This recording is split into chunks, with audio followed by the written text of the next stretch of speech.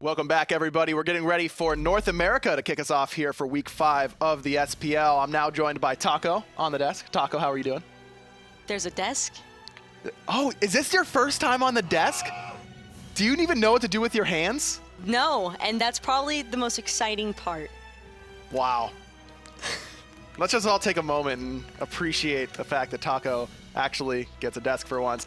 Let's take a look at the schedule and see what we got going on for the rest of the day while Taco tries to compose herself on the desk. We already saw Obey versus Valence, an excellent set there. Obey able to come out with a 2-0 victory, tying them atop Europe, at least for the time being, but we're about to see Eager versus Allegiance. And Taco, this is a team, Eager, that is near the top of North America, second place in points right now with 8. Allegiance still trying to match up to them. Allegiance has been one of those teams so far in NA where they have their strong points, but at the same time, then they seem to have, like, they're falling off. So they really want to try and find that happy medium to where they're not only strong, but at the same time able to really compensate and fight into the aggression that Eager has been able to establish themselves with so early on. Yeah, Eager definitely does have that aggressive playstyle at times, and others they want to play very, very patient, almost European-like, and not really fight you for the first 18 to 20 minutes of the game, then take one team fight and then all of your towers and your objectives and just win the game from there. How difficult do you think that is to game plan for a team like Eager where you don't really know what they're going to throw at you? You can't really try to game plan against Eager. I think the main focus point for Allegiance at this stage in time is they just want to try and adapt as best as possible into these kind of jankier compositions that Eager likes to run, because they are a team that are very strong as far as fighting against the meta. Well, we're going to have to see exactly what they want to go for in picks and bans. Let's throw it over to F-Dot and Anatoly. Take it away, Dad. As we head into our picks and bans, we'll see how things go. My name's Tom, joined here by Anatoly, and we're going to get into our North American match. It's going to be Eager versus Team Allegiance. We'll see how these guys opt to go right away. Zeus taken off of the table. MLC Stealth, or rather the mid laner for Team Allegiance, just a little bit too strong on that Zeus. Poseidon as well. These are kind of just players be damned, just the picks are too strong right now. Absolutely, and it's no surprise that Eager banned away the Zeus and the Sylvanas, a composition and a meta that they created back in the Super Regionals last year, taking that option away from Allegiance. Formerly MLC Stealth in mid for Allegiance, now it's going to be Metyankey trying to control that position. It's going to be Nike first pick for Eager. Surprisingly enough, we haven't seen this god very often quite recently. It's very interesting, actually. We saw her banned almost exclusively because the threat of her getting through to picks was actually too strong. People sort of took their foot off of the gas as far as banning Nike is concerned, and nobody picked her still, but here Eager's going to grab her out. Thoth and Ratatoskr. Thoth, another character that used to be almost universally banned, here finding his way through to the actual picks. Both gods receiving a little bit of a nerf. You know, Thoth's stun not going through that one target that it hits. Nike receives a little bit of a passive nerf on her global passive, so going to be less impactful in team fights, but still going to do a lot of work if she transitions well in the mid to late game. But already, as picks and bans fly by, Amaterasu against Nike, that should be an interesting match. Yeah, I mean, this as far as when these individual characters are going to be strong or affect the game, you're looking again mid to really late game. Nike with that passive can affect it pretty much whenever players hit those goals, and then Amaterasu looking to make that transition in the mid game. As far as the head-to-head matchup goes between these two characters, though, well, how does that one work out? Well, Amaterasu is obviously going to silence Nike every time she uses her lane clear. That's not going to be an important factor. Nike does have the AoE in hands, though, to make it a little bit easier for her to clear. So Amaterasu should have the slight edge earlier on until Nike gets those levels and then gets the HP 5 from her second ability. The Cupid selection on the side of Team Allegiance is a character that we've seen picked up more and more. Just a large AoE ultimate coming out alongside the cripple field is certainly a really big deal. And when you're looking at the Fenrir and the Bacchus, even the Nike to a lesser extent, that cripple field is really going to hurt those characters. And interesting to see Eager pick Anhur and Agni into that cripple field. Two characters, or at least Agni, is very dependent on that dash.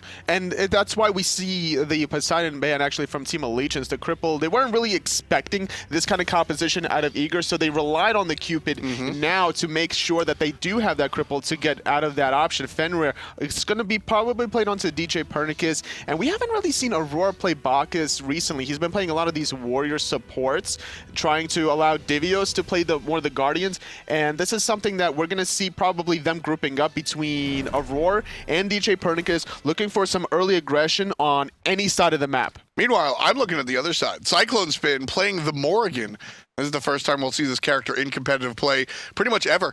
The character came out a while ago, and we'll see how she works out here. Very complex god when it comes to all of her intricacies. The main gimmick, of course, that she's going to be bringing will be the fact that, well, she can turn into any character on the map. This is going to be the first time, like you mentioned, that we're going to see her competitively. So she provides a little bit of a tricky factor where she has so many options, 9 different options for her ultimate to decide what perfect situation is going to be impactful for her. She has the option of a lot of global ultimates as well this game, right, in terms of at least Weaken having the Ratatoskr ultimate. That's going to be good for him. Metyankey has that Thoth long-range ultimate. So imagine 2 late-game Thoth ultimates coming at you. That's going to be very strong to handle. Double team on the left side against Zapman. He'll walk away. In addition to the obvious gimmick, the Morrigan has a kit herself. A little bit of a close range stun, a very close range stun. A nice escape where she turns invisible, and then a big old line attack that you see right there. It's pretty much just a very cut and dry kit. It's really all about that ultimate that we'll see once she reaches level 5. Weaken, however, doing work against djpernicus. CycloneSpin did not get the memo. Doesn't join up there. Had he been there, well, anything is possible, but hindsight's 20/20, of course. So we broke down the non-existent matchup between the Amaterasu and the Nike. How do you feel about the Morrigan versus Nike? It's going to be very important for CycloneSpin to get this early lead, playing a mage in the solo lane. He hasn't played mages very recently in the solo lane, but in this one specifically, Morrigan against the Nike, it's going to favor CycloneSpin because he has the long range. He's going to be able to poke out Divios before that HP 5 comes from that second ability. Divios can look to lane clear, but he's going to get out-traded every single time, so he's going to need some assistance from his teammates. Well, here they come. djpernicus and Aror show up on the right side of the map, but to no avail.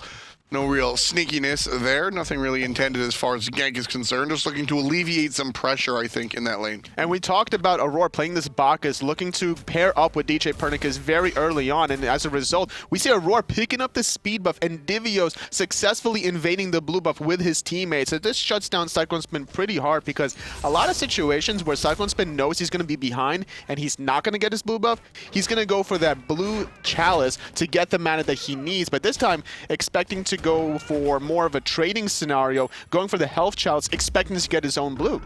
Well, a lot of the clear that the Morrigan can really deal out is also by way of basic attacks. She's got to cleave on those basic attacks, which is very odd for a mage. A lot of times you see that. I mean, a lot of times you see that on the basic, on the melee characters. I mean, Osiris, we were even breaking down Nikes. But however, CycloneSpin on the ranged basics will have that cleave available. So very interesting character here in the SPL. The Morrigan making her competitive debut. Really not exactly a level 1 character, so we'll see how she works out as the game progresses and gets a little bit more mature. You can see on this new character, the line attack is really what CycloneSpin is going to be maximizing here in the solo lane. Just looking to clear the lane with the 2 and go on about the day. And if there was a betting poll of which player in the SPL would pull out the Morrigan, CycloneSpin would definitely be up there. He's one of these players that is not shy to play any single god given the specific matchup in his favor, as well as his teammates. Knowing that Weaken likes to sit in the solo lane in the past, this is something that Allegiance hasn't really been exploiting very often recently. So now at level 2, we saw a lot of grouping up from Weaken, but with Aror rotating to thwart that effort away from him, that wasn't really available for CycloneSpin to get the edge that he needed. Yeah, I feel like it's going to be CycloneSpin, maybe Zalia, right? There are a couple of players in the league that are known for being very creative. I could see DJ bring her into the jungle, which maybe Stealth. MLC Stealth. I feel like he's much more. He likes the traditional mages a little bit more. Where if she was brand new but featured a giant burst like a Kraken, right? I think I might lean towards MLC Stealth, the cannon. But I think she's a little bit more tricky than what we used to see. That's true. Play. He did play the Nox back in Season 2 Worlds, I think it was, where he was doing a good job with that. Either Season 1 or Season 2, where he was always looking for those kinds of plays and sneak. Not too many people were really prepared for that kind of style coming out of him. So this is always an edge players are looking for, to bring a god into competitive play that not necessarily you practice time in and time out, but more importantly, your opponents haven't practiced against that style. That's the key right there, is the fact of the matter is that the Morrigan, whether or not she's very very strong is almost irrelevant compared to how she's going to perform when players don't know what's expected. CycloneSpin turns into the Bacchus, immediately throws down the burst damage coming out from the ultimate from Intoxicate, and Team Eager able to respond by pretty much just spreading out.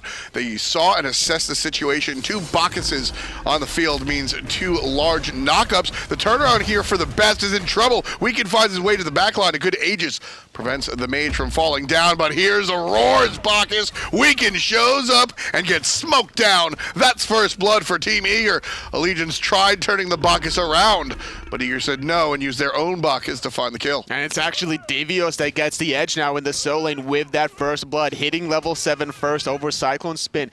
They're doing a great job invading the speed and the blue buff yet again for Team Eager, and there's no response for Team Allegiance. They had a 2v1 in the duel lane for a little bit of time against Zapman, but Zap is used to this kind of style. He's not really worried about being pressured. He always goes for those little baby ogres to be able to make sure that the opponents aren't going to go for the level 2 play to be able to snag that away from him, and he's still going to be on par with Oceans playing this Cupid. Big commitment to those oracles. Why do we see Zapman blow the ultimate just completely focused on making sure that he gets those down? He just wanted to make sure that he backs in time to finish off his Transcendence here, or more importantly, his Warrior tab. He actually does have enough gold as he just backs to finish off that big power spike item. Going to have a huge mana spike, MP5, a lot of physical power, and this is an item that's not a bad idea to rush when you're an Anhur that's not being really pressured out in the lane. It's just all about farming for Zapman. Yeah, I mean, 6-minute Transcendence is a really big deal. 1,400 gold is exactly what Zapman was looking for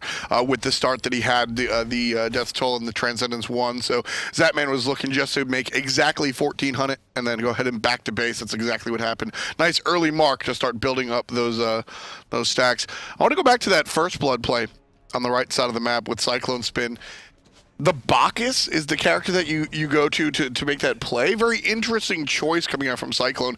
And that's going to be really the key when it comes to the Morrigan, is not necessarily the choice of when to use your jump or escape, or perhaps, you know, when to use your ultimate, but which character you opt to go for with the ultimate. And like I said, I find that the Bacchus play a little bit strange. Definitely a great tool to have offensively to be able to disorient the enemy. It's always, you know, you're wobbling side to side. You can't really find the right target that you want to stick to. So this is why we see CycloneSpin going for the Bacchus. And a level 5 or 6 Bacchus still does a lot of damage with just the base damage of his ultimate. And it impacts the team fight in such a way that the rest of your teammates can easily clean up. That's very true. I'll give that one to you. But I kind of just figured that I think the Amaterasu or maybe even the Cupid ultimate might have been a little bit more impactful in that little section of the jungle. But either way, what's done is done, and Team Eager do find themselves up quite a decent amount of gold with just the first blood. And, well, right there, that's going to change things up a little bit. But as we stay away from the graphs, we'll see about a 2,000 gold lead coming out from Team Eager.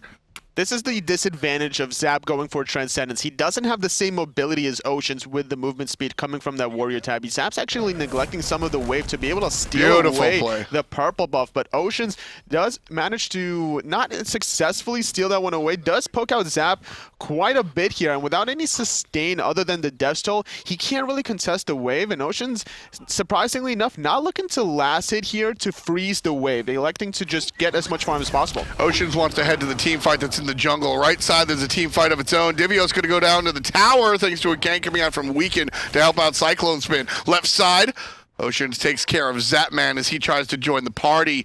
As I said, Allegiance had a team fight pretty much by those oracles. They wanted to make something happen, which is why you saw Oceans push up so far. Zapman went to investigate why Oceans left the lane and winds up getting beaten out because of it. djpernicus tried to make the return kill, however cannot find the pathing. Just hits a brutalize on the hunter and then walks away. Yet again, CycloneSpin using that ultimate to change into a different character. He decided to go for the Fenrir this time around. Best trying to survive. He's going to use the Aegis to buy a little bit of time, but it's 4 members from Allegiance collapsing on him, but this could be enough time for Aror to save him. I would have liked, oh, this is not a good position for Aror and DJ to be in. All of a sudden, it's 2-on-5, and djpernicus is going to pick one up with the ultimate. Here comes Zapman, not enough. PBM takes out DJ. Now again, it's a 2-on-5. I just said this. And Team Eager smartly, intelligently going to back off here. Dust. Too many players in ALG jerseys in the enemy jungle.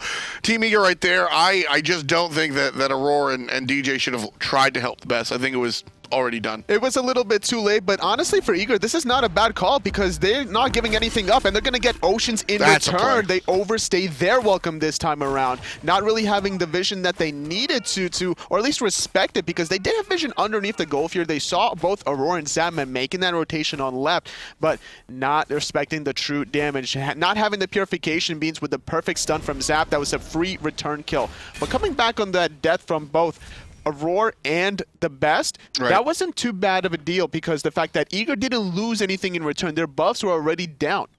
That's fair. That's fair. DJ does lose. DJ dies and, you know, loses a little bit of farm, but he's about even with the enemy jungle. So, I guess we're crying over spilt milk here.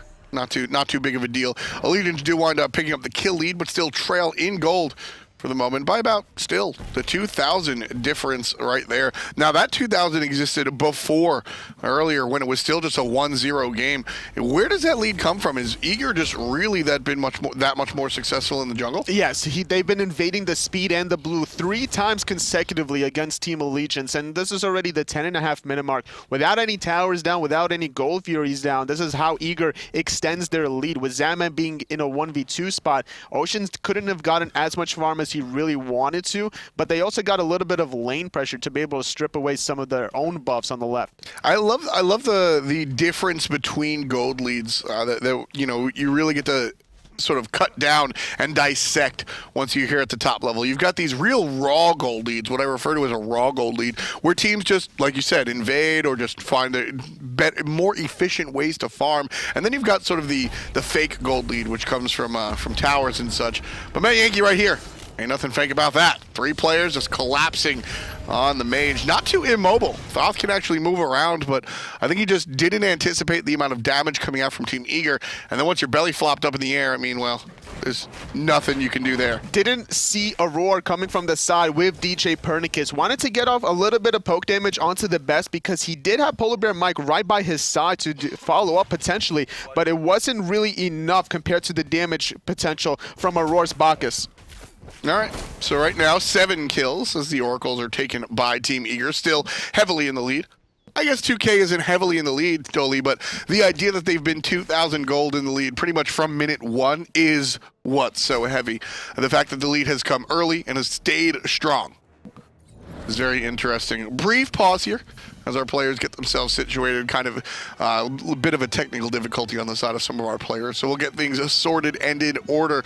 But as I said before, the 2,000 gold lead has been there pretty much from the first minute, and as we see teams sort of adapt to that, how is CycloneSpin and Allegiance supposed to fight into that 2,000 gold? They just have to defend their own buffs. We saw at the 10.5 minute mark they were defending their own buff. They were rotated there because of all the pressure on the left lane. That allowed them to secure their own speed buff. They saw that TheBest was around the corner. They thwarted DJ around, so they were able to successfully take their own buffs, not lose anything in return. And as long as they can flatline this 2,000 gold lead, then they're not in a bad position. It's only 12.5 minutes in. They're getting their items online. We see the breastplate of Valor for CycloneSpin, so he's going to be very tanky here against Divios. We'll keep an eye on it. We'll certainly keep an eye on it. TheBest on this, the Agni. What an interesting character. We've seen Chaos play some Agni, which is a sort of Chaos's gimmick. He likes the Agni. Other players, though, have kind of stayed away from Agni, largely because that early game is so abysmal. But once you get out of the woods, once you hit level 5, he's a very, very strong character. His downside being lack of burst.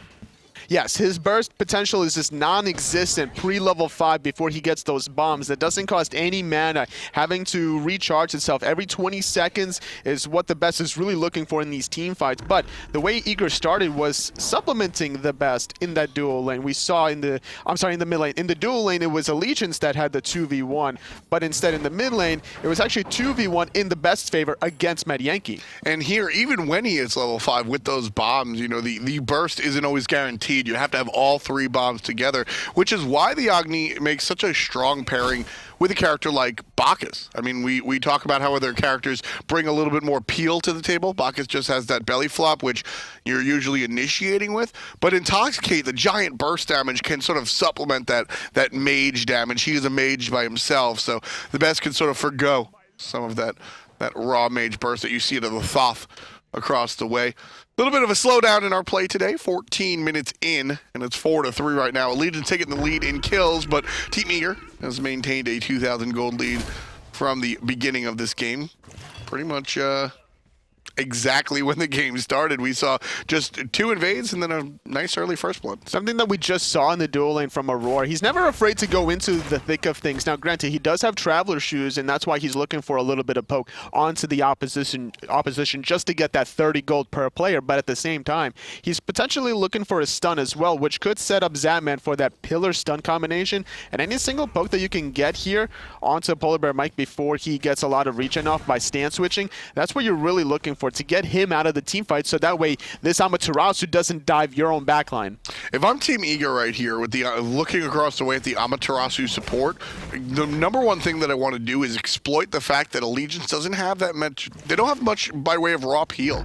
Not a lot of strong just go-to stuns, not a lot of strong go-to displacement. Because of the fact that Amy's in that support role, usually you see a Guardian or a strong warrior solo to really supplement that, but ult for ult right here. DJ a little bit deep, but this seems like a janky team fight, Anatoly. Weekend, he's in the sky. He got away from the Ragnarok, but he's going to land right back onto Divios. PBM not electing to dive that as well. Eager on left-hand side, though, they were still thinking about committing. Oceans was a little overextended, but immediately going to the Gold Fury. Now that is something that I couldn't have predicted. I knew from minute 1 that wasn't going to be a team fight that either team wanted, and so you saw the quick disengage. This time, however, Divios makes it stick. Weekend goes down. Big damage coming out of the mid-mage. djpernicus going to clean up Oceans again. Big damage coming out of the mid-mage.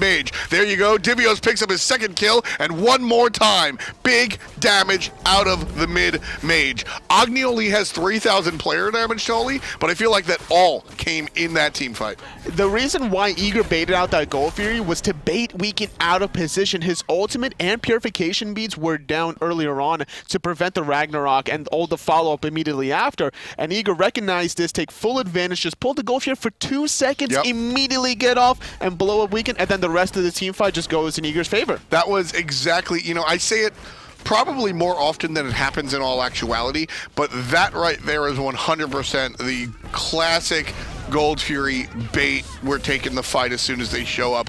They only pull the Gold Fury to force the enemy into their hand. PBM tries to defend against the Portal Demon, but can't find it, so all teams will back off. And we were talking about it right before the team fight, Toli. There just wasn't any peel for Weekend. No peel whatsoever. This composition from both teams, honestly, is either all in or all defensive. There's no in-between for either of them. Aror and TheBest, they have to be aggressive off of the belly flop. And once Aror goes in, djpernicus is going to want to look to follow up with the damage himself. So it's up to Zapman and TheBest to peel for themselves, whereas Oceans and Metyankey, they have to be careful in their own backline as well. Which djpernicus and TheBest have crowd control options. Aror, like we said, is sort of the one-trick pony with the belly flop, but it's not an ultimate. It's on a relatively short cooldown in juxtaposition to what PolarBearMike has across the way as far as his stun. That's an ultimate. Everything else on the side of Allegiance, I mean, Thoth's stun is not going to be being used defensively to peel for his teammates, especially the jungler. It's up to, with the Morrigan over there in the solo lane, it really puts the burden of safety on everybody on Allegiance's side, and if you're the slightest bit out of position, we can just saw what happened. Not only do you go down, but it waterfalls to the rest of the team because there's a lack of control. And then unfortunately for Allegiance, Team Eager is able to pick up multiple objectives. Left side Gold Fury, right side Portal Demon, left side Tier 1 Tower. Team Eager took what was a 2,000 gold lead, which shouldn't have even given them an upper hand. That's a couple of wards and maybe Tier 1 of an item. but then they're able to just rocket themselves up to a 6K lead. This is what happens as the game progresses. The respawn timers get a little longer. You're able to get that 1 to 2 extra waves and then further the lead with these objectives. Now, unfortunately for Team Allegiance side of things, they are looking for these picks in the jungle side, but it's against Team Eager, who's known to always be together at every single waking moment. Aror is always roaming the map. Wherever you see DJ or TheBest, you can expect Aror is trailing behind them. Yeah, I mean, Team Eager, they've sort of taken a page from well, the 2-time world champions. Energy are the team that I usually refer to as a team that really uses the buddy system, where at any point in time, if you catch a member of Energy out in the jungle or out of position, they're within shouting range of one of their teammates, and all of a sudden, you think you have Emilito on the left side, but there's 4 players in Energy just coming right for the team fight. That's what you see at a Team Eager as well. DJ's all pushed up, but his team's on the tier 1 tower here, so they can certainly assist him should the players on Allegiance commit, and if they do, it winds up being an objective Beautiful push. tactic by Eager, penetrating the backline from DJ and Aror to allow both TheBest and Zapman to get that tier 1 tower, as well as Allegiance worrying about the rotation from Divios on the right-hand side because he was able to out-clear CycloneSpin, but instead of looking to rotate, Eager wanted to back off, which gave the opportunity for Divios to proxy between that tier 1 and tier 2 instead. That, what you just broke down, Tully, is why I think Eager have found themselves a step ahead of the competition for the majority of the season last year, even though they failed to make it to finals at Worlds. They play beyond just the battlefield. That mentality of get to the back line, force the players out, change their direction of attention so that we can look for the straight objective push on the tier 1 tower in mid. Just very fancy stuff that comes down to being mind games more than anything. I just thought he could finish off Metyankey, but Meditation saves him even with the missed spell. That was a nice play by Metyankey as he dashed backwards to avoid the belly flop from Aror, and then he found Zapman using the wall to extend the stun range. But hold that thought, CycloneSpin was caught out. Eager knows where he is. Oh yeah, that's going to be the ultimate coming out of djpernicus. Nice beads usage to save the mage for the moment. Gets a stun on to TheBest, but djpernicus cleans him up. That'll be number 7 for Team Eager. CycloneSpin was just too ambitious to keep pushing on the right-hand side, getting the wave, but then rotating underneath as djpernicus just would not let that kill go. And now finding that one pick is very timely for Eager because the Golf here is respawning in 15 seconds and CycloneSpin is going to be trailing 20 seconds behind that objective. And CycloneSpin just hasn't made the impact on this character that we see him make normally on other characters, especially 20 minutes. This is when solo lanes really come into play. He definitely had an interesting idea where he went for the Fenrir to help kill Divios with the addition of Weaken's Global Ultimate earlier on in the game, but yet again, off of Allegiance's picks, they just weren't able to successfully find any objectives in return, and this is why we see them trailing behind already. So much gold as Eager secures their second goal theory of the game. That one was clean, interrupted the dash on PBM, but no chase coming out from Team Eager. Tully, why did Allegiance just have no horse in that race whatsoever for the gold theory? With CycloneSpin dead, without the relics as well from Metyankey to contest that team fight, you're fighting 5v4. The best idea that they had was having Weaken on the right-hand side, split push, potentially finding that tier 2 tower, but Eager luckily had Divios with the teleport ready, so he made that rotation to prevent anything in return. So Eager, not only are they making these offensive plays to secure themselves a lead, but they also have these defensive options to prevent Allegiance from getting anything in return. CycloneSpin just barely defending his tower. One basic should basically take it out right now. Team separated by almost 10,000 gold here, folks. Early in our 2-game set, Team Eager certainly find themselves, well, in the driver's seat is putting it lightly. They've pretty much driven this one from the get-go. As soon as we left the parking lot, Team Eager kind of took that seat and took the wheel. Right now, we're seeing the fight over the fire giant, or at least a positioning dance. Team Eager certainly has the aggressive situation going on. Aror gets silenced out, so no stun on Metyankey. And Divios is here to provide some zoning as well. Players are not really going for the objective just yet. Looking really for a pick, it looks like. They did get for the Portal Demon, though. 750 gold into Eager's pocket, while Divios and Aror was distracting the rest of Allegiance. Left-hand side, though, Oceans is uncontested. And now making the rotation is weakened, so that means that Allegiance, they're willing to give up probably both of these towers to get something in return. And with that information, as soon as Team Eager saw the players on the left side, it looks like it's going to be the counter push. You want to split push and take our left towers. We're not going for fire. Instead, we'll go for the towers. 4 players here from Team Eager. And they're looking for the tier 2. They'll head back into the jungle. Not sure what they want here, Anatoly. Metyankey used his ultimate, and it seems that Eager, they want to look for another pick. They're going to just roam around the jungle to get members of Allegiance out of position. They know they have a clear-cut advantage in these 5-on-5 team fights. They just have to get the right space advantage. Team Eager really utilizing those rituals. You see the back end of not just djpernicus, but also the best. They wind up rallying back into the team fight. So Team Eager making sure to get the most out of their 10,000 gold lead. They're able to utilize that gold to buy some rituals and Melted. Metyankey, that was just very, what's the polite way?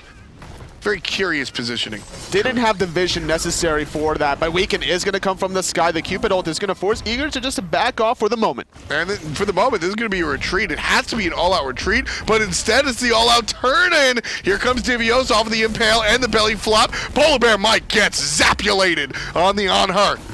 9 kills in total. CycloneSpin still the target. Nice little bombs coming out of the mage, but Best not going to find his intended target. Instead, the tier 2 tower goes down 1,500 on top of what Team Eager already had. It's a 12k gold lead. P.S.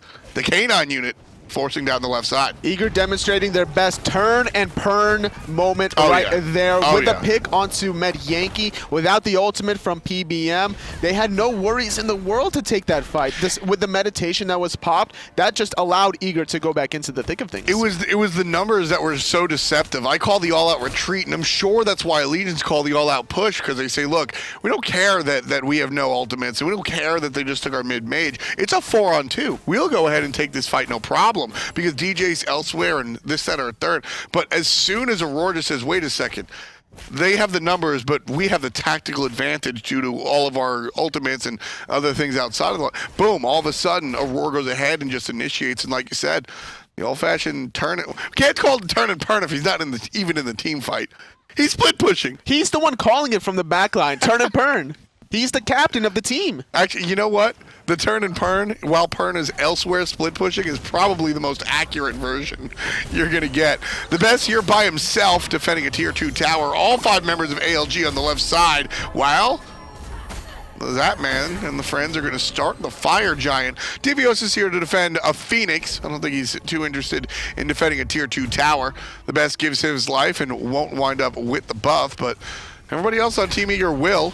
Divios likely not dying here on the tier 2, like I said, probably understands that it's not worth it, but players from Allegiance successfully corral him in. Look at the way Weekend is forcing him to stay around. ALG took too long to get this tower. The rest of Eager are making the rotation. It's up to Divios to prevent the backs coming from Allegiance. Aror comes in. He finds 3 with the belly flop, 4 with the Intoxicate. That's the big man play. Here comes djpernicus. Zapman already takes out Metyankey on the side. All players of Team Eager forcing down the left side lane. Ocean takes 2 shots out of 10. 1 more should do it.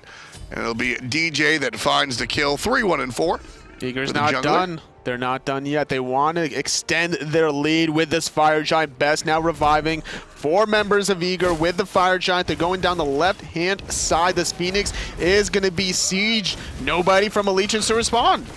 The Best will walk up the mid lane to protect that tier 2 tower that Weekend was or the tier 1 tower, excuse me, in the mid lane that Weekend was pushing, but really not that big of a deal. Phoenix in the middle lane gonna go down as well. 11 kills in total. Team Eager takes out the left. They take out the mid. There's a tower left here on the right side, totally. So we've got to take that one down first, but Team Eager likely to push on the right side after the demise of this tower. Such a commanding lead here coming out of Eager. They're in a position to really close this one out in the 27.5 minute mark. They still have Fire Giant for about 2.5 more minutes with only 1 more Phoenix to go.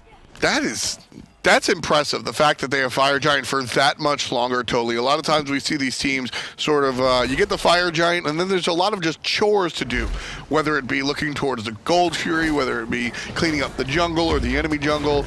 Like I said, just chores. No really better term for it. And so as soon as you start your push, well, you've got 40 seconds left of the goal on the Fire Giant, and you kind of just waste it. 2.5. That is such an efficient usage of the Fire Giant. We're going to step out of game right quick for the moment. Players are fixing some of the issues on their side. So very efficient use of that FG. And that's what you have to do when you have this kind of a lead. You cannot just be able to throw it away by wanting to dive the Phoenixes before you get the Fire Giant. There's a checklist in the end game. You know, you go for the Gold Fury, you go for the Portal Demon, you go for the Fire Giant, and between doing these objectives, you're also trying to bait the opposition out to get these picks to allow you to secure these objectives. Eager have done all of the above, and this is why they're up 15,000 gold, 2 Phoenixes ahead, and just doing a great job controlling the game. They look like they're just on a different level from the other teams, and what's really exciting to watch when you take a look at this Eager squad is that as we get right back into game, and no further ado, what's interesting about this Eager team, Toli, is how composed they look the entire time. You never see like a moment of harsh panic. It's just step by step.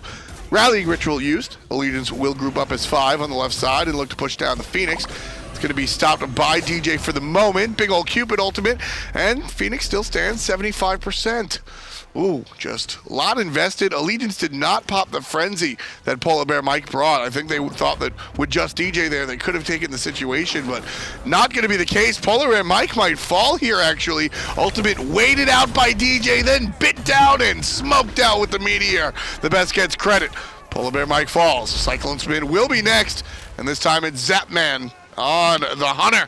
That one's going to be a good kill, and that one's going to be a good game. Minions. 13-5, and the Minions take it away. Great play from Eager. This just goes to show how dominant they are throughout the whole split, from the last one till this one. Season 4, they're always great job doing the theory craft work, the behind the scenes, the homework that they have to do, and it just goes to show game 1 in their comfortability.